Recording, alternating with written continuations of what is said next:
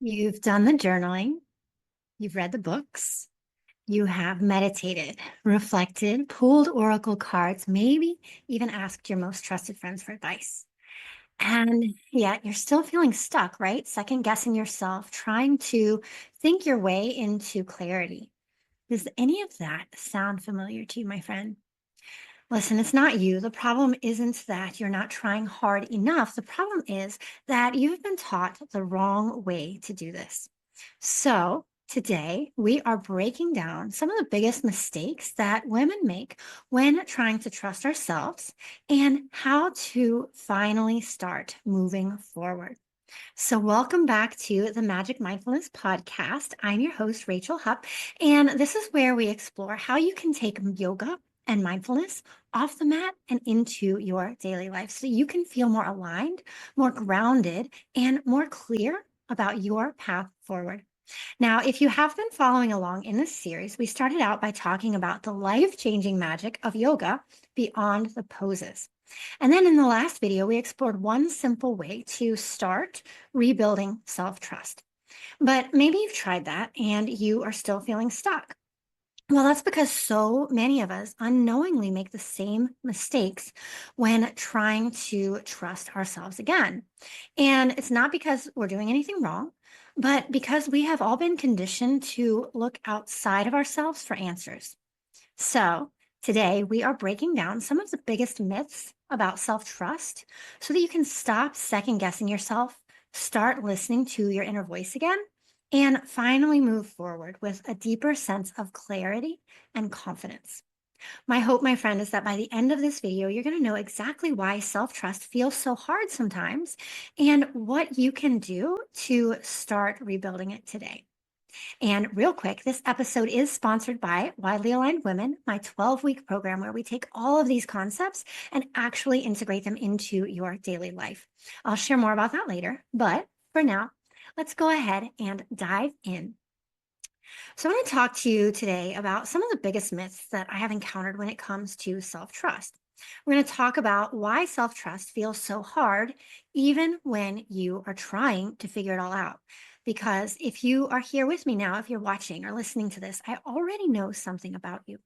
You are not just sitting around doing nothing, right? You have been doing the work. You've been reflecting, journaling, trying to tune in, doing that deep inner work. Here's the problem: there's a good chance that you've been taught the wrong way to rebuild that trust in yourself. Now, there are so many myths and inaccuracies out there about what it really takes to feel confident in yourself again. And most of them actually keep you stuck in overthinking. At least that's been my own experience. So I want to break some of these down for you today. So, myth number one: if I just had more information, I would feel more confident and more clear. Now, this is a big one. So many women tell me, if I just learn a little more, I'll just read that one more book and then I'll be ready. I'll just take this course and then I'll be ready. Well, if I journal a little more, then I'll know what to do. But here's the truth: that clarity that you're looking for, it doesn't come from consuming more information.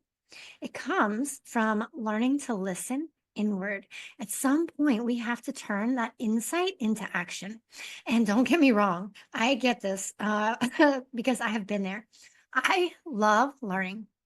It is literally one of my favorite things. I can deep dive into a topic and just the more I learn, the more I want to learn, right? I feel like I want to understand every last detail before I'm ready to take action. And this is one of the reasons actually that I love Wildly Aligned Women so much, because we are exploring Patanjali's 8 limbs of yoga as a pathway to liberation, as a pathway to freedom, as a pathway to fulfillment.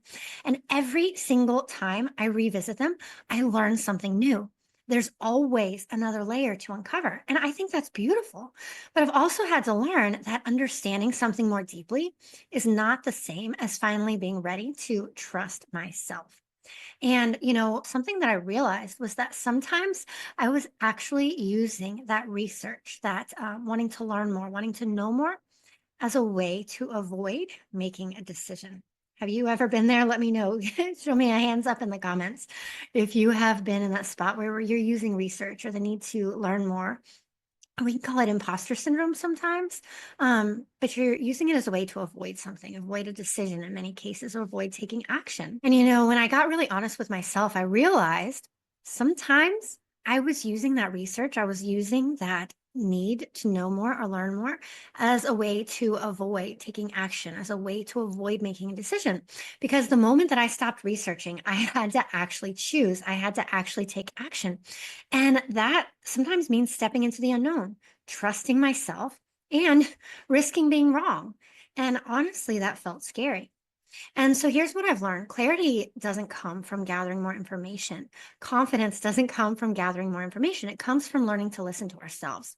In yoga, we have this practice. It's called svadhyaya, it's self study. It's true self study. It's not just about collecting that knowledge, it's about turning inward, reflecting on what you already know, and trusting your own intuition, trusting your own insights, your own inner wisdom. And there's another yoga concept, withdrawal of the senses, pratyahara. And it's this practice of pulling back from all of that external noise so that you can actually hear yourself again. And so once I stopped waiting for the perfect moment to trust myself and I started taking inspired action, acting on what I already knew, I realized I had the answers all along. So, what to do instead? The next time you catch yourself looking up advice, I'll invite you to just notice it with gentle awareness, loving kindness. Pause, give yourself a breath or two, and ask yourself, what do I already know about this situation? You might be surprised at what comes up for you. All right, so that was myth number one. Myth number one: if I just had more information, I would feel more confident and clear. Myth number two: I have to be 100% certain before I make a decision. We so often wait until we feel completely sure before we make a decision, but certainty is not a prerequisite. It's not a requirement for trusting yourself. In fact, self trust is all about moving forward, even when you don't have all the answers. So think about it. I live in Virginia on the East Coast, near the East Coast of the United States. And I could drive all the way across the coast, all the way across the country to California. And even if I'm driving at night with my headlights on, I can't see the entire road laid out in front of me, but I've got this map that's leading me, that's directing me, that's telling me where to go. That's how yoga is. It reminds me of this concept. It's called Ishvara Pranidhana, but it means surrendering to the flow, surrendering to something higher than yourself. It's this practice of recognizing that certainty, it's not always possible. Not only is it not always possible, but it's okay. And, in yoga, we don't wait until the pose feels perfect before we step on the mat. We practice, we adjust, we realign, we trust the process. And our life off the mat works the exact same way. So, what can you do instead? Well, instead of waiting for 100% certainty, try making a small decision based on what feels right in the moment. Self trust is built through action, not through overthinking. All right. The third myth that I want to share with you today, my friend, is that I would trust myself more if I were more disciplined. And I've fallen into this one myself as well. So if you have felt the same way, just give me a little heart in the comments, because I see you, my friend. We've got this misunderstanding about inner discipline, or tapas. It's not about forcing yourself into trust. It's not about forcing yourself to take action. It's about gently showing up for yourself day after day, hour after hour, minute after minute. And that true self-trust, it's built through our yogic principle of ahimsa. We've talked about this before. It's non-harm. It's self-compassion. It means practicing self-compassion instead of criticizing yourself for not being disciplined enough, but also taking those actions that are compassionate towards ourselves, in the sense of helping us to move in the direction we want to go. My friend, trusting yourself, building that self-trust up, it's not built through force. It's like a muscle, it grows through consistency, not through perfection, by showing up for yourself time and time again, even when it's messy. So, what to do instead? My invitation to you is to focus on consistency over intensity, focus on consistency over perfection.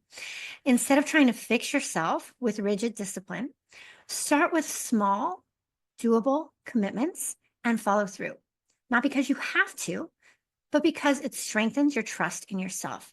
And I'll tell you one thing that has sidetracked me in this area is this concept of perfectionism, recovering perfectionist here.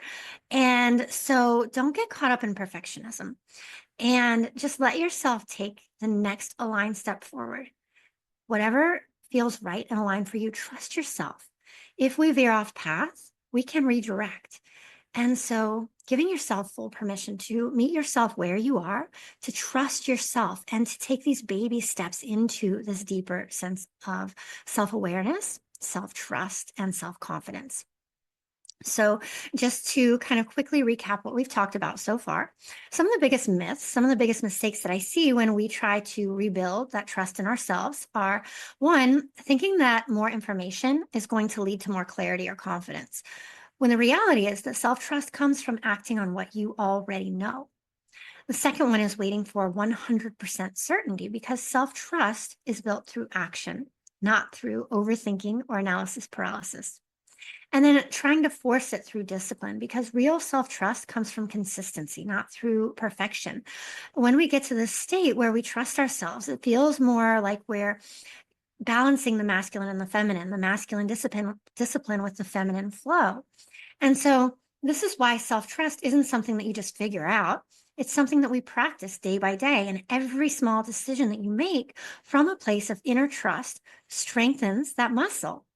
So if you have been over researching, over analyzing, waiting for certainty, or thinking that you just need a little more discipline, I want to remind you that self trust, it's not about adding more. Instead, it's about undoing the patterns, unraveling the layers that are keeping you stuck. You don't need more information. You just need to start practicing trust right now, exactly as you are. Now, if any of this sounded familiar to you, good news, my friend. Now that you know what has been keeping you stuck, in the next video, in the next episode, I'm going to be showing you what actually works so that you can start trusting yourself again in a way that feels natural and doable. Like we said, we're not adding more to our plate. We're tuning into the wisdom that we already have within.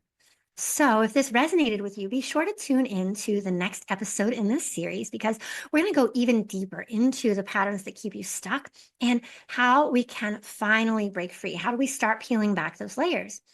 And if you are ready to stop overthinking and start truly trusting yourself again, that is exactly what we do inside Wildly Aligned Women. We don't just talk about self trust, we actually practice it together. So if you are craving real transformation, real support, and a step by step way to actually live this, then join us inside. You do not have to figure this all out alone. All right, my friend, I cannot wait to see you in the next episode. And before you go ahead and drop a comment down below and let me know which one of these myths, which one of these struggles has been keeping you stuck the most. All right, I'll see you in the next episode. Make it a beautiful day and trust yourself.